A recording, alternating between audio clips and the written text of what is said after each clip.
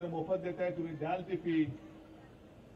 तशीच मला वाटतं शिवसैनिकांची तुम्ही एक दुसरी सोय केली ती म्हणजे तुम्ही लॉ कॉलेज काढलं. आता वकिलांची आपल्याकडे कमी नसेल. 500 वकील तर झालेलेच आहेत, आणखी पुढचे इकडे बसलेले आहेत. म्हणजे दरवर्षी तुम्ही असे शेकड्यानो वकील हे नुसते शिवसेनेला नाहीत, नुसते महाराष्ट्राला नाही तर देशाला देणार आहात. आणि कॉलेज काढलं म्हणजे काम संपलं असं नाही. मी मगाशी सहज एक ऑफिस पाहिजे, तुमचं लायब्ररी पाहिली, आणि त्या लायब्ररीमध्ये जी काही वाक्य लिहिलेली आहेत त्या वाक्यांचं सुद्धा नुसतं एक पुस्तक केलं तरी मला असं वाटतं सगळा कायदा त्याच्यामध्ये आला.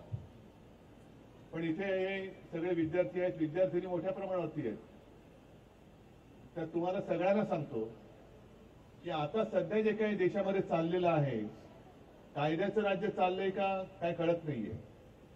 आणि न्यायदानाला जो विलंब होतोय, आपल्याला एक गोष्ट बरी वाटते की प्रत्येक वेळेला कोण ना कोणतरी मोठा निवृत्त न्यायाधीश कशाला. काल परवाकडे आताचे चीफ जस्टिस सुद्धा बोलले की न्यायदान हे वेळेवर झालं पाहिजे, आणि ते वेळेवर व्हायला पाहिजे. म्हणजे कसं व्हायला पाहिजे, मला वाटतं दसरा मेळाव्यात मी विनोद सांगितला होता की एका न्यायमूर्तींसमोर एक केस येते.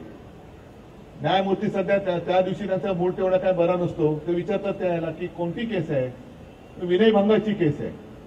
तर विनयभंगाची केस म्हटलं तर आधीच आणखीन पारा चढला. आणा आरोपीला समोर आणा.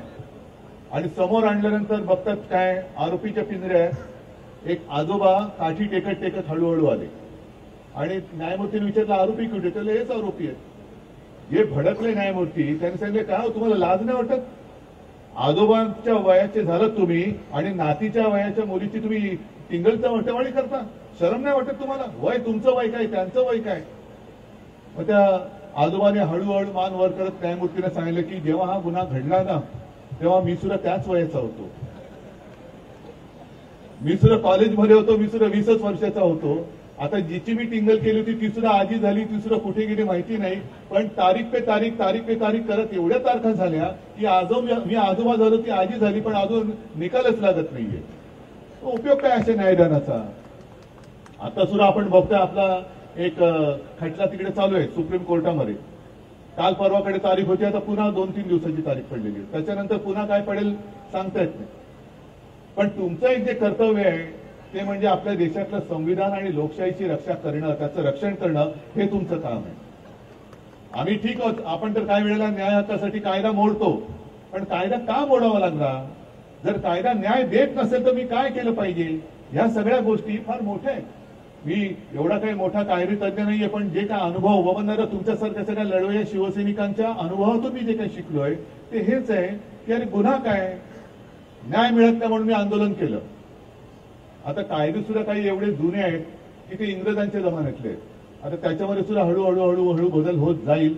असं तो फार एक मोठा आणि गहन विषय आहे, त्याच्यात जास्त काही मी खोलत जाऊ इच्छित नाही. पण बबनदादा मला खरंच तुमचा अभिमान वाटतो, आणि नक्कीच मा आणि बाळासाहेबांना सुद्धा आज आनंद झाला असेल की आपला बबन पाटील, मी तर म्हणे आता प्राचार्य झाले, प्राचार्य बबनदादा, नुसतं बबनदादा नाही, बबनदादा दादा म्हटलं तर कसं वाटतं. आता बबन सर प्राचार्य, आणि तुम्ही ज्या जिद्दीने आणि निष्ठेने, म्हणजे खरं ह्या काळात सुद्धा आम्हा ठाकरे कुटुंबियांसोबत बबनदादा तुम्ही आणि तुमचं सगळं कुटुंब त्याच जिद्दीने, त्याच निष्ठेने, त्याच प्रेमाने राहिलेला आहात. याचाच अर्थ तुमची कामावरती श्रद्धा किती आहे ते कळतं. तुम्हाला उदंड आयुष्य मिळो आणि तुमची सगळी स्वप्न साकार होत अशीच आज मी प्रार्थना करतो, तुम्हाला शुभेच्छा देतो. जय हिंद, जय महाराष्ट्र. खूप खूप धन्यवाद साहेब, या ठिकाणी आपण आलात. आपले सर्वांचे मनपूर्वक आभार.